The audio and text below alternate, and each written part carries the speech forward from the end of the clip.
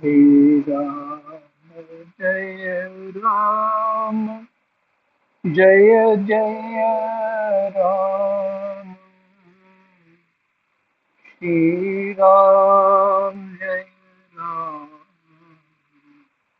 जय जय राम। श्री राम जय जय जय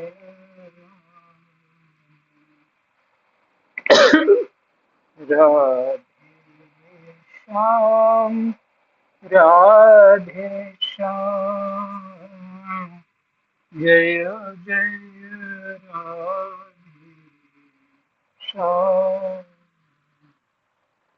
जय जय राधे श्याम।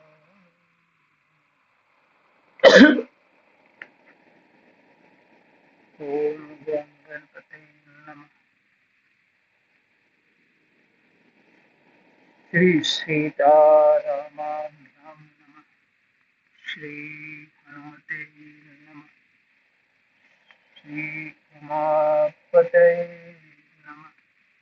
श्री गुरुवे नमः। सब संतन की जय जय जय जय सीताराम राधे श्याम। श्रीमद्भागवत महापुराण चतुर्थ स्कंद और 29वां अध्याय चल रहा है। इसमें श्लोक संख्या है 74।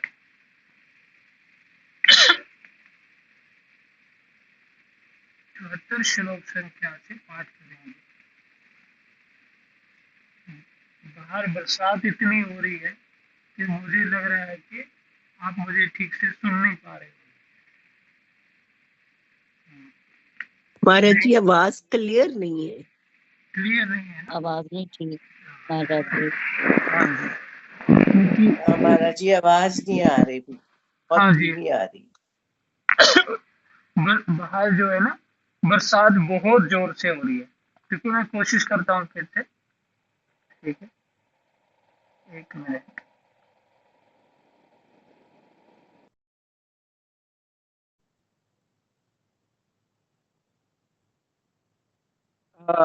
अब आवाज ठीक है?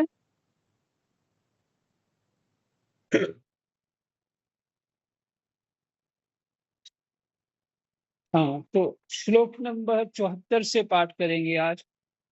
और प्रसंग तो वही राजा प्राचीन वही वो बता रहे हैं। उसने प्रश्न किया था तो नारद जी उत्तर दे रहे थे।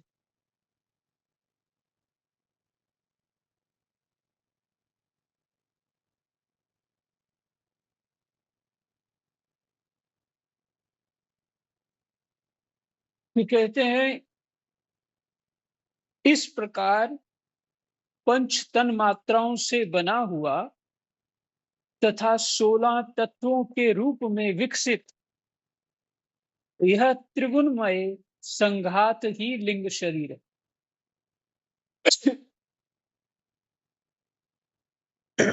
पंच तन मात्राओं से बना हुआ तथा 16 तत्वों के रूप में विकसित ये त्रिगुणमय संघात ही लिंग शरीर है।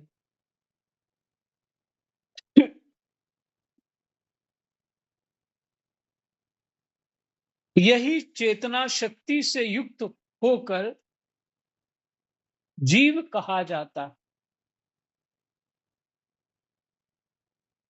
जब अपने शरीर की स्थिति समझेंगे, अपने मन की स्थिति समझेंगे, क्या है मन, बुद्धि क्या है, चित्त क्या है, अहंकार क्या है, आत्मा क्या है, तो ही हम जो है विवेकवान हो सकते हैं, वैराग्यवान हो सकते हैं, ज्ञानवान हो सकते हैं। जब शरीर को ही सच्चा मानने लग जाएंगे, तो निश्चित है फिर शरीर से जुड़ी हुई हर बात को हम अजर अमर मानने लग जाएंगे। हैं? शरीर से जुड़े हुए सगे संबंधी, हैं? घर गृहस्थी उसी को ही सच्चा मानने लग जाएंगे।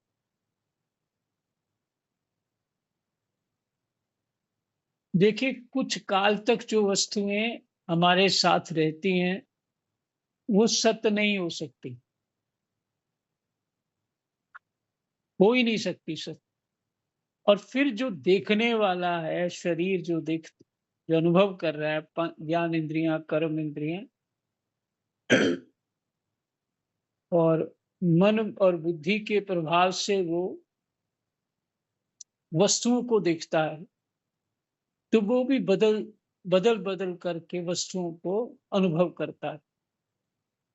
ने जो जिस बात का उसको थोड़ा युवावस्था में अच्छा लगता था, और थोड़ी प्रौढ़ अवस्था में वही बात अच्छी नहीं लगती उसको। तो जो युवावस्था में अच्छा लगता है, वो बचपन में बिल्कुल अच्छा नहीं लगता। जो बचपन में अच्छा लगता है, वो युवावस्था में बिल्कुल अच्छा नहीं लगता। तो हमारा जो सारा ज्ञान है ना, साधारण जीव का ज्ञान है, वो सब जो अच्छा लगता है वही ठीक है, जो खराब लगता है वो ठीक नहीं। तो वो अच्छा बुरा तो बदलता ही रहता है हमेशा, इसलिए वो असत्य है, क्योंकि वो क्षण क्षण बदल रहा है। और हमारा शरीर भी बदल रहा है, हमारी बुद्धि भी बदल रही है, हमारा मन भी बदल रहा है। तो फिर सत्य कहाँ से? तो जो वस्तुएं, पृथ्वी का स्वरूप भी बदल रहा है, तो इसलिए ये असत्य कहा गया, क्योंकि मात्र ये बदलाव है उसमें। लेकिन आत्म तत्व में कोई बदलाव नहीं होता।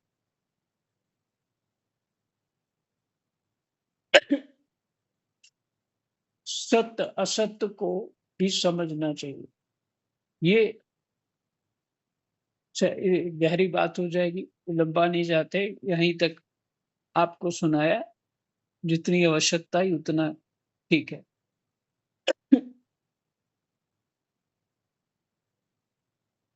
तो इस प्रकार पंच तन मात्राओं से बना हुआ तथा 16 तत्वों के रूप में विकसित ये त्रिगुणमय संघात ही लिंग शरीर है।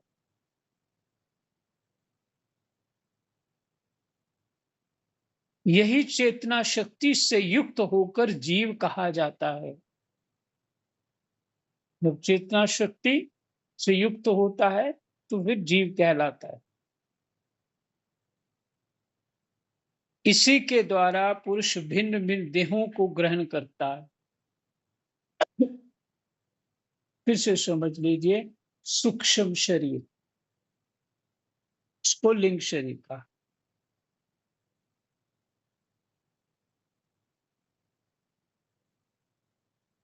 इस जन्म हुआ तो यहाँ स्त्री का रोल कर लिया, पुरुष में मन लग गया, तो अगले जन्म में वो पुरुष बन गया, स्त्री पुरुष बन गई, तो वहां पुरुष का व्यवहार कर रहा है। तो इसी तरह वो लिंग शरीर बदलता रहता है, वो लिंग शरीर बदल रहा है। स्थूल शरीर में, जिस शरीर में जन्म हो गया, वो नहीं बदल सकता, वो मरने के बाद ही बदलेगा। स्थूल शरीर जैसे का तैसा रहेगा, पर लिंग शरीर जब उसका स्थूल शरीर छूट जाता है, तो अपना वो बदलाव कर सकता है। और वही शरीर यदि हाँ? लिंग शरीर ही तो भजन करता है और स्थूल शरीर का सहयोग प्राप्त होता है। तो वही लिंग शरीर ही भजन करके परमात्म रूप हो जाता है, तद्रूप हो जाता है। हुँ? तो इसलिए इसी के द्वारा पुरुष भिन्न-भिन्न देहों को ग्रहण करता और त्यागता है तथा इसी से उसे हर्ष, शोक, भय, दुःख और सुख आदि का अनुभव होता है। इसी से उसे हर्ष, शोक, भय, दुःख और सुख आदि का अनुभव होता है। जिस प्रकार जोंक जब तक दूसरे तृण को नहीं पकड़ लेती, तब तक पहले को नहीं छोड़ती। हुँ? घास के एक तिनके के ऊपर होती है तो फिर पहले दूसरा घास का तिनका पकड़ लेगी, फिर पीछे वाला छोड़ेगा।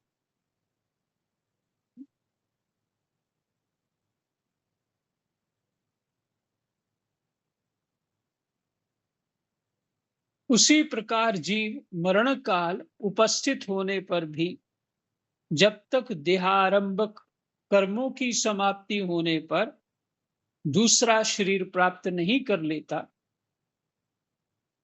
तब तक पहले शरीर के अभिमान को नहीं छोड़ता।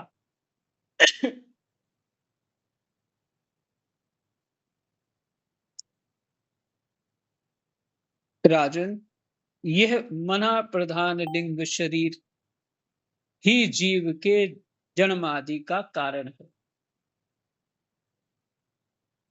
और मना प्रधान लिंग शरीर यदि मन परमात्मा में लग जाए तो सारी समस्याओं का समाधान हो जाए। इतना कुछ जानने, सुनने, समझने की आवश्यकता नहीं पड़ेगी फिर तो, क्योंकि ज्ञान तो जीव के भीतर ही है। शास्त्र तो गुरु रूप, शास्त्र तो गुरु रूप है और जगाते रहते हैं।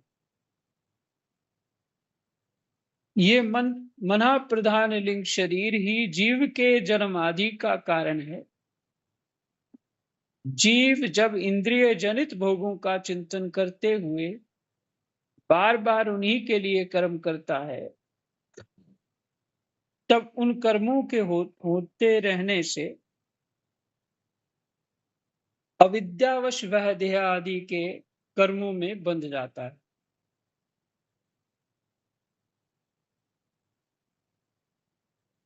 जीव जब इंद्रिय जनित भोगों का चिंतन करते हुए बार बार उन्हीं के लिए कर्म करता रहता है। जीव जब इंद्रिय जनित भोगों का चिंतन करते हुए इंद्रिय जनित भोगों का चिंतन करते हुए, मैं बार बार इसलिए पढ़ता हूं कि आप ध्यान से सुन लें। और जब इंद्रिय जनित भोगों का चिंतन करते हुए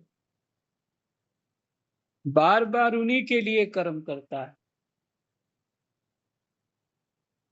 तब उन कर्मों के होते रहने से, कर्मों के होते रहने से, करते रहने से अविद्यावश वह देह आदि के कर्मों में बंध जाता है। अविद्यावश, ये काम ही अविद्या का है। इंद्रिय जनित भोगों का चिंतन अविद्या का ही काम है। माने जिसका अज्ञान है, कुछ भी सत्संग का कुछ थोड़ा भी कोई छींटा भी नहीं पड़ा हुआ जिसके ऊपर, तो वही ऐसे काम करते हैं। इंद्रिय जनित भोगों का चिंतन करते हुए ये बड़ा स्वाद है, ये बड़ा अच्छा है, ये ऐसा हो जाएगा तो ये हो जाएगा, फिर वो हो जाएगा। ये तो इंद्रिय जनित भोगों का ही सब खेल है।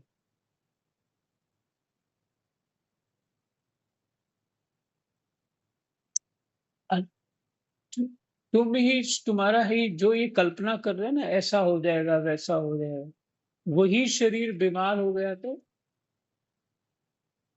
और फिर वो कैसा हो जाएगा? फिर तो जान छुड़ाएगा, फिर जो मर्जी हो, जो जिसने करना है करता रहे, मैं तो, मुझे भगवान शांति दे, फिर ये विचार होगा। तो जीव जब इंद्रिय जनित भोगों का चिंतन करते हुए बार बार उन्हीं के लिए कर्म करता है, तब उन कर्मों के होते रहने से, तो होता रहने से अभ्यास बन जाता है उनका, फिर अविद्यावश वह देह आदि के कर्मों में बंध जाता है। कर्म जो है मुक्ति देने वाले नहीं होते,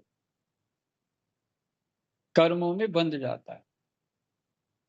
अतएव उस कर्म बंधन से छुटकारा पाने के लिए संपूर्ण विश्व को भगवत रूप देखते हुए, संपूर्ण विश्व को भगवत रूप देखते हुए सब प्रकार श्री हरि का भजन करो। सब प्रकार श्री हरि का भजन करो। अब ये सब प्रकार का भाव तो अपने विवेक से लगेगा। अगर किसी के लिए कुछ कर्म कर रहे हैं तो मन में रखो ना कि मैं भगवान का काम कर रहा हूं, है ना? किसी को बताने की आवश्यकता नहीं।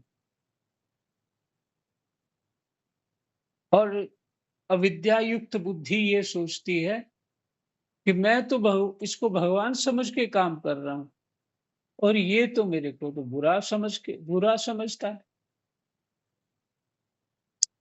भाई जो जिसको समझता है वो उसका फल वही होता है।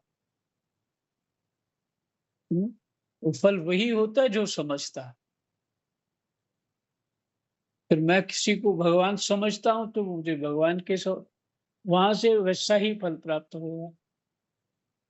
और मैं किसी को दुष्ट मानता हूं तो वैसा ही फल प्राप्त हो। तो एक गंभीर बात है समझने वाली। अतएव उस कर्म बंधन से छुटकारा पाने के लिए संपूर्ण विश्व को भगवत रूप देखते हुए सब प्रकार श्री हरि का भजन करो। जैसे अधिक कर्मों में जिसकी मति रहती है, क्रियाशील व्यक्ति होता है, तो जब अपने कल्याण के लिए आश्रमों में जाता है तो वहां महात्मा लोग यही बोलते हैं, सेवा करो, सब महात्माओं की सेवा करो। तो वहां तो थोड़ा आसान हो जाता है कि सबकी सेवा, महात्मा लोग भगवान का रूप है, सेवा करनी चाहिए, तो अपना रजोगुण वहां सेवा में दे देता है और शुद्ध हो जाता है उसका रजोगुण। कर्म शुद्धि होती है। तो जो विवेकवान है वो तो हर जगह कर लेते हैं भगवत सेवा, उनके लिए कोई कठिन नहीं, वो कहीं भी भगवत सेवा कर ले।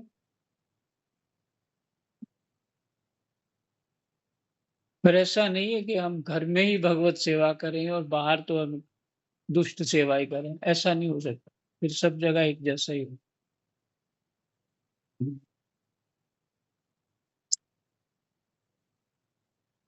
तो भगवत सेवा सब प्रकार श्री हरि का भजन करो। इन्हीं से इस विश्व की उत्पत्ति और स्थिति होती है तथा उन्हीं में लय होता है।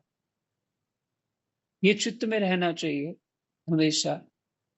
उन्हीं से इस विश्व की उत्पत्ति होती है और स्थिति होती है, अर्थात पालन होता है, तथा उन्हीं में लय होता है।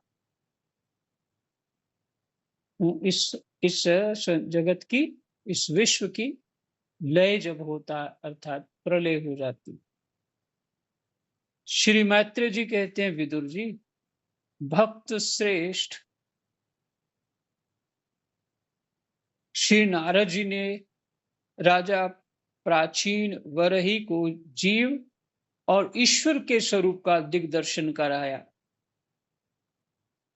फिर वे उनसे विदा लेकर सिद्ध लोक को चले गए।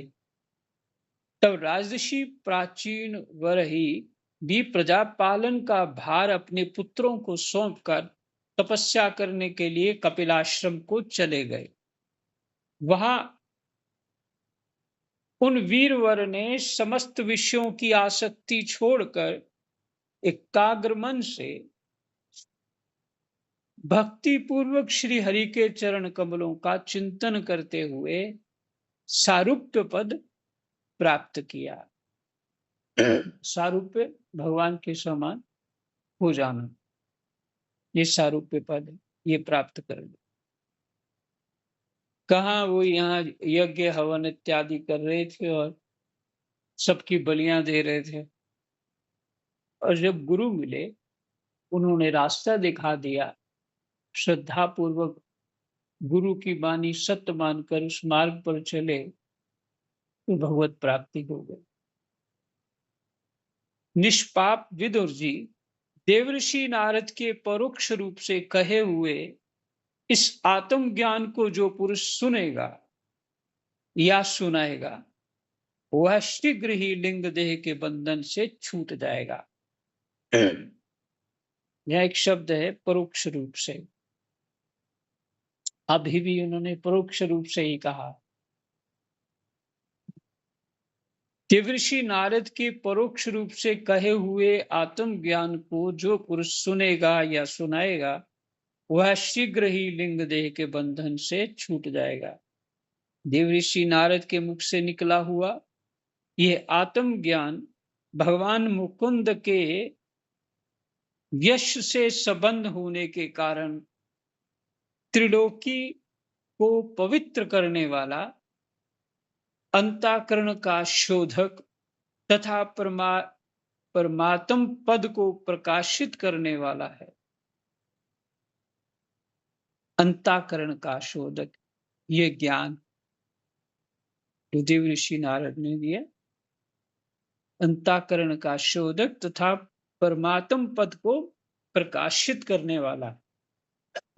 जो पुरुष इसकी कथा सुनेगा वह समस्त बंधनों से मुक्त हो जाएगा और फिर उसे इस संसार चक्र में नहीं भटकना पड़ेगा। विदुर जी गृहस्थाश्रमी पुरंजन के रूपक से परोक्ष रूप में कहा हुआ ये अद्भुत आत्मज्ञान मैंने गुरु जी की कृपा से प्राप्त किया था। इसका तात्पर्य समझ लेने से बुद्धि युक्त जीव का देहाभिमान निवृत्त हो जाता है तथा उसका परलोक में जीव किस प्रकार कर्मों का फल भोगता है वो यह संशय भी मिट जाता है। फिर से इसका तात्पर्य समझ लेने से बुद्धि युक्त जीव का देहाभिमान निवृत्त हो जाता है। तो बुद्धि में बैठेगा तभी ना, तो इसलिए इसको कुछ दिन तो बार बार पढ़ना चाहिए पूरे अध्याय को। बुद्धि युक्त जीव का देहाभिमान निवृत्त हो जाता है तथा उसका परलोक में जीव किस प्रकार कर्मों का फल भोगता है यह संशय भी मिट जाता है। यही विश्राम। कृष्णाय वासुदेवा हरे परमात्मने प्रणतः क्लेशनाशाय गोविंदाय। जय जय।